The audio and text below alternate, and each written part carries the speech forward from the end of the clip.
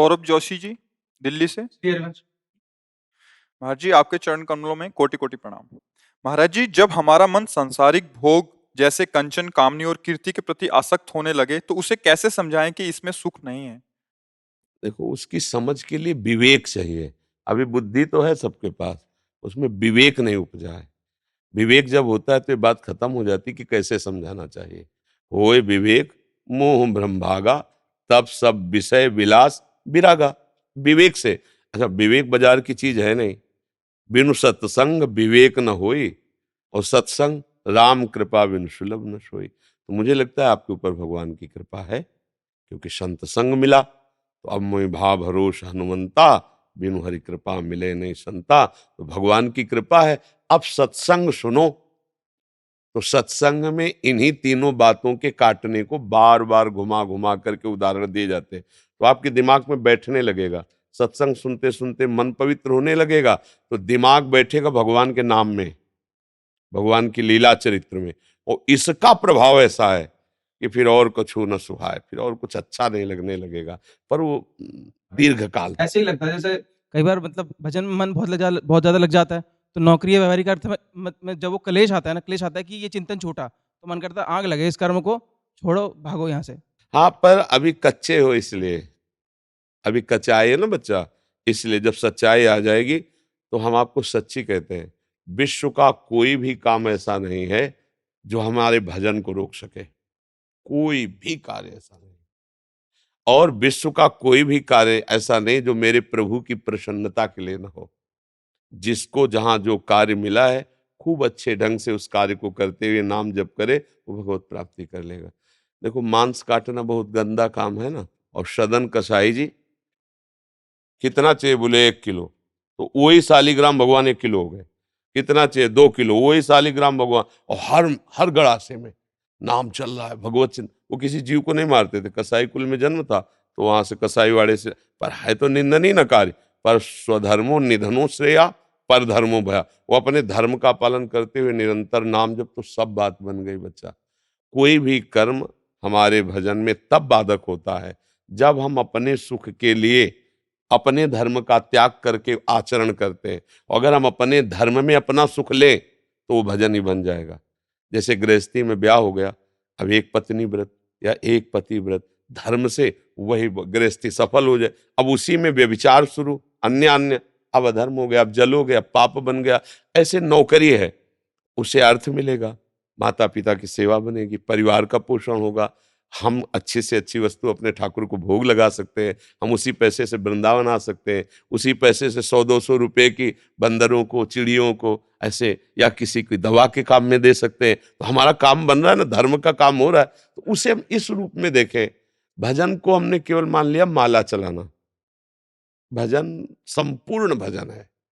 क्योंकि जब हम भगवान के हो गए, तो अब एक होता है कि पैसे से नौकर होना, और एक होता पूरा समर्पित नौकर, घर का नौकर।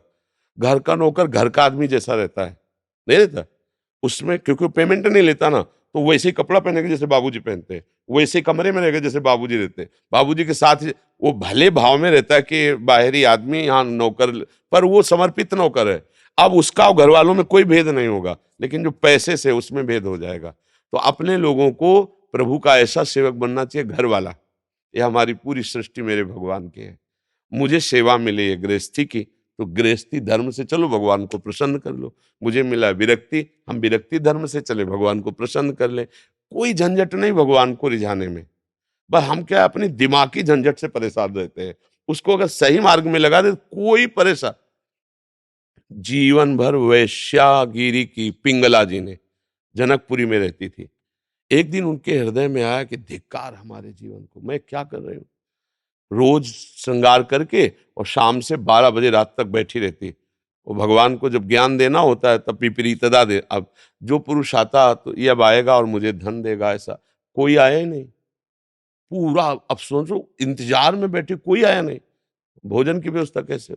बहुत जलन हुआ, धिक्कार है इस धंधे से। मेरा जीवन प्रभु को आज से समर्पित है, और मैं अपना प्यारा प्रीतम पति भगवान को मानती हूँ। आज से किसी पुरुष का स्पर्श नहीं करूंगी।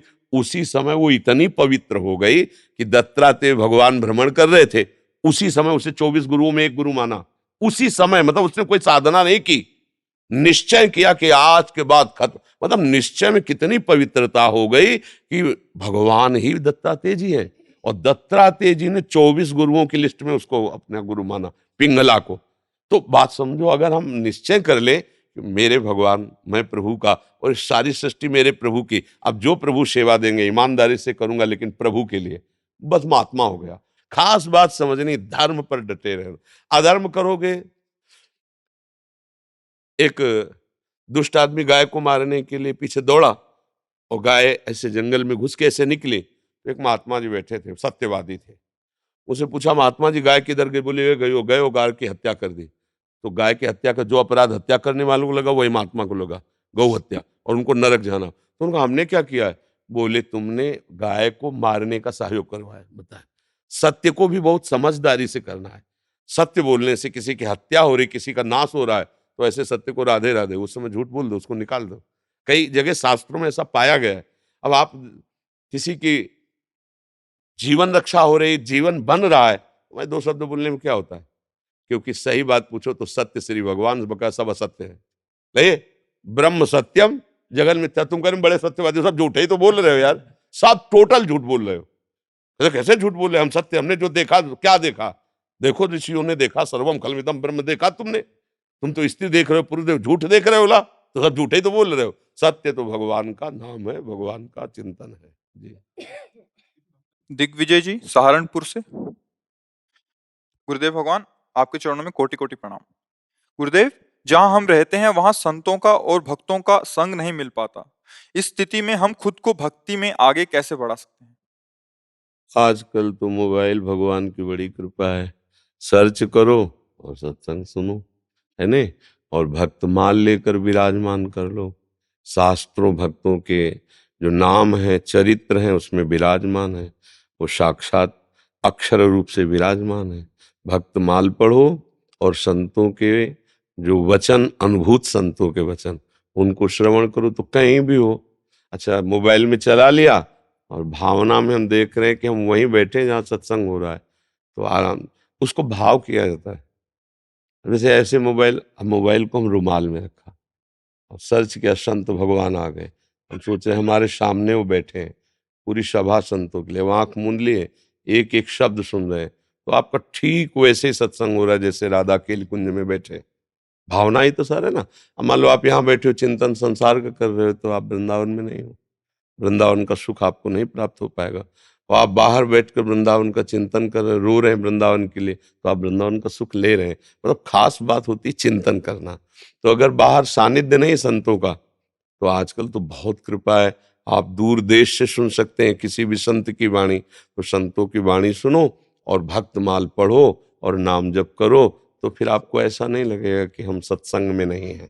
ऐसा लगेगा सत्संग में। जब समय मिल जाए, महीना 2 महीना 4 महीना में, तब प्रगट आकर के दर्शन कर लो, संतों के दर्शन करो, संग करो, 1-2 दिन धाम में रहो, ऐसी भावना करो।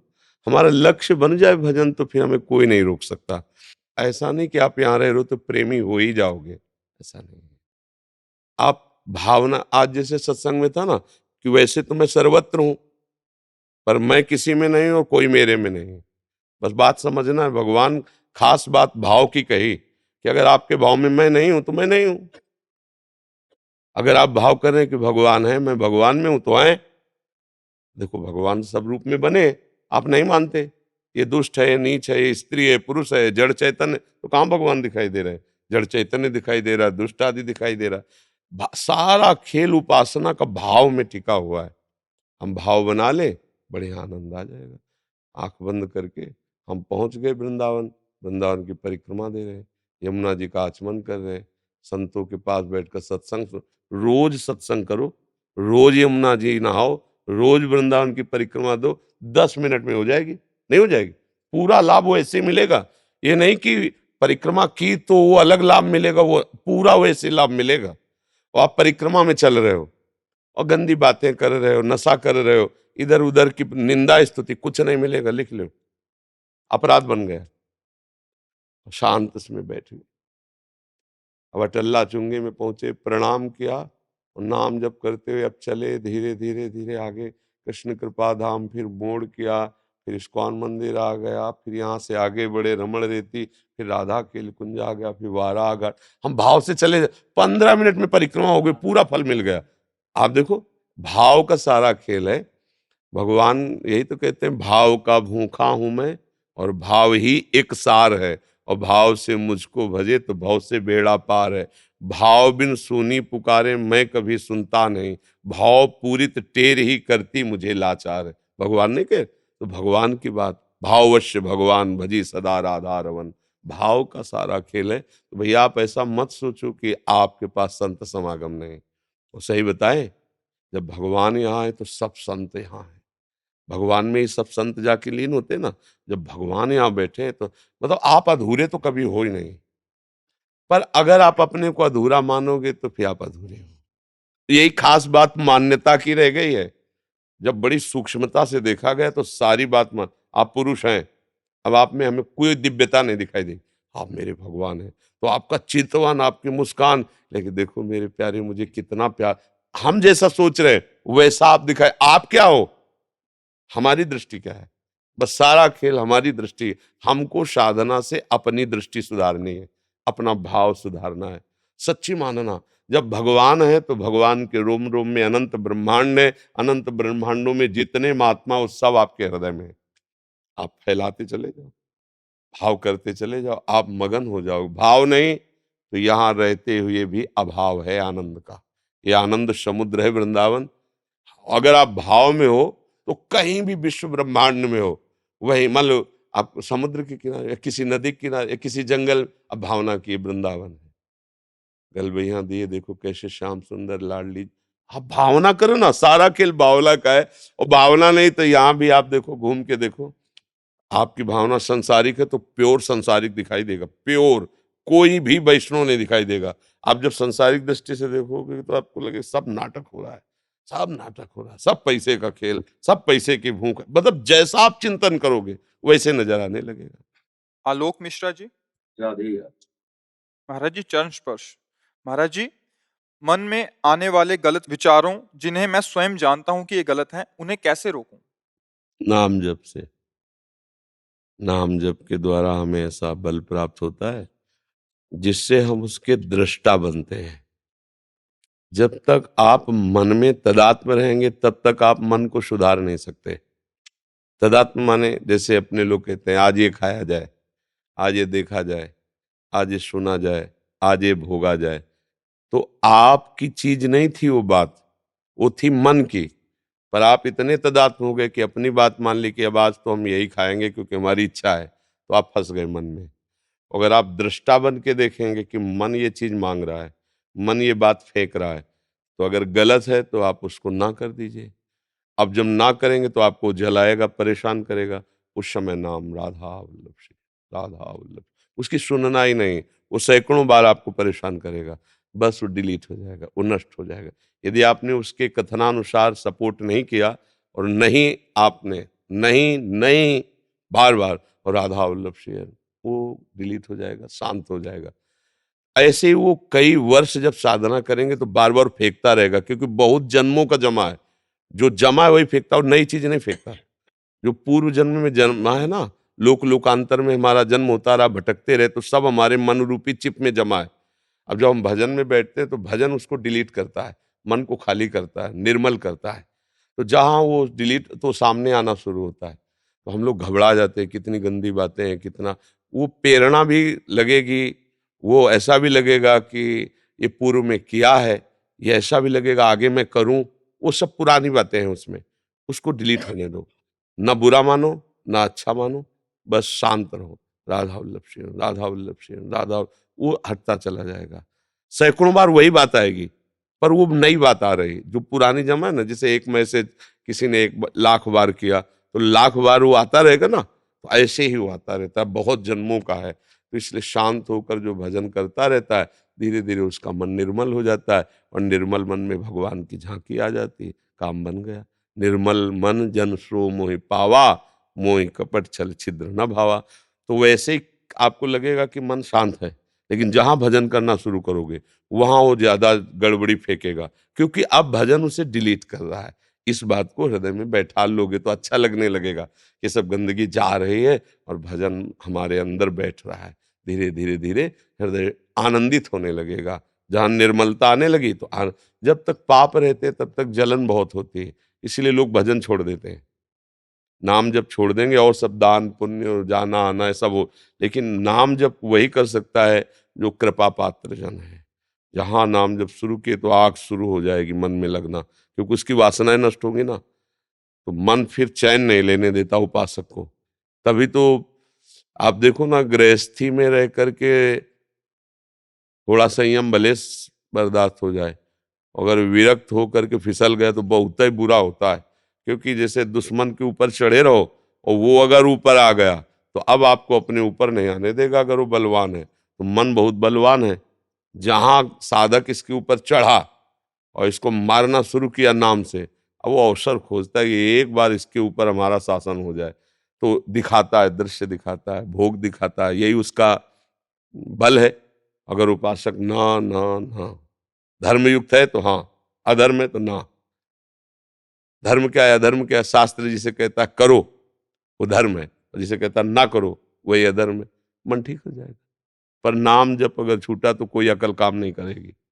नाम जब चलना चाहिए, समझ रहे ना? संदीप दीक्षित जी, महाराज जी आपके चरणों में कोटि कोटि प्रणाम। महाराज जी, मैं शिव जी की आराधना करता हूँ, क्या मैं शिव आराधना व राधा नाम एक साथ कर सकता हूँ? कर सकते हैं।